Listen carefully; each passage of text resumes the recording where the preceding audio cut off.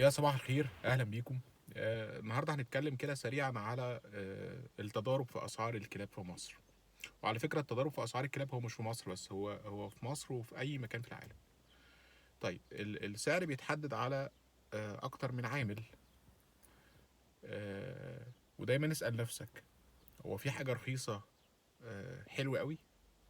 يعني في حاجه عامه في اي شيء انت ممكن تتخيله، حيوانات، اجهزه كهربائيه، عربيات، آه، اي حاجه، اكله حتى، رخيص والكواليتي بتاعته كويسه وتبقى انت يعني ضامن ان هو حاجه جيده جدا. السؤال آم، اجابته واضحه وصريحه، وهي لا طبعا مفيش حاجه رخيصه كويسه. فان انت تحاول انت تدور على حل للمعادله دي، وتحاول انت يعني تجتهد و... و... وتبقى شاطر وتوصل لاقل اقل اقل اقل سعر موجود في الحيوان الاليف اللي انت هتقعد تربيه 10 11 12 13 سنه لو ربنا اراد. فللاسف هتطلع خسران. السعر بيتحدد عامه مش على النوع فقط، لان في فكره يقول لك ايه مثلا، انا جولدن ريتريفر سعره انا عارف ان هو ب 2000 جنيه، فيقعد يدور بقى على ابو 2000 جنيه ده. طب ما في جولدن ب 1000، وفي جولدن بخمسة، وفي جولدن ب10. السعر بيتحدد على اكتر من عامل. العامل الاولاني هو المواصفات، مواصفة الكلب.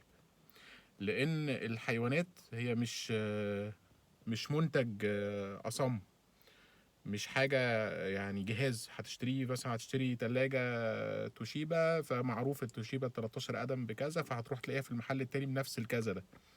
اما في الحيوانات في اختلاف كبيرة جدا نتيجة المواصفات. مواصفة الكلب دي هي اللي بتحدد بقى شكله، بتحدد طباعه، بتحدد حالته الصحية في المستقبل. فالمواصفة هي العامل الأولاني. العامل التاني وهو نقاء السلالة، هل هو كلب نقي ولا ميكس بريد. انت مهما كان عندك من خبرة ممكن يختلط عليك الأمر. ولو ما اختلطش عليك الأمر في ان هو هل هو ميكس بريد ولا بيور بريد، يعني شاطر وقدرت ان انت توصل ان انت تحصل على كلب بيور فعليا، صدقني هيختلط عليك الامر في المواصفات. لان احنا كبروفيشنالز حتى ساعات بنتلخبط او بنحتاج وقت ان احنا نتاكد ان مواصفه الكلب دي، خصوصا وهو صغير، لان كل الكلاب وهي صغيره هي جميله، مفيش كلب صغير وحش. انت لو شفت كلب في الشارع بلدي بيبي صغير عنده شهر، هتقول الله ده جميل جدا، وممكن يختلط عليك الامر ما بينه وما بين سلالات اخرى. فاختيار السلاله المناسبه، والسلاله النقيه، والمواصفه الجيده، والمكان اللي انت بتتعامل معاه، هو ده اللي بيحدد السعر. فدايما ما تدورش على السعر الرخيص فقط. انا ما مش بقول لك اشتري الغالي، لا، دور على سعر مناسب ومواصفة جيدة ومكان موثوق منه، عشان ما تلبسش. لانك هتجيبه يا عيني وحرام، وهتقعد تصرف عليه دم قلبك. لان عايز اقول لك حاجة، الكلب الغير نقي والكلب الوحش، او يعني كل الكلاب جميلة، ولكن الكلب الوحش كمواصفات هتصرف عليه نفس الصرف اللي هتصرفه على احلى كلب في العالم.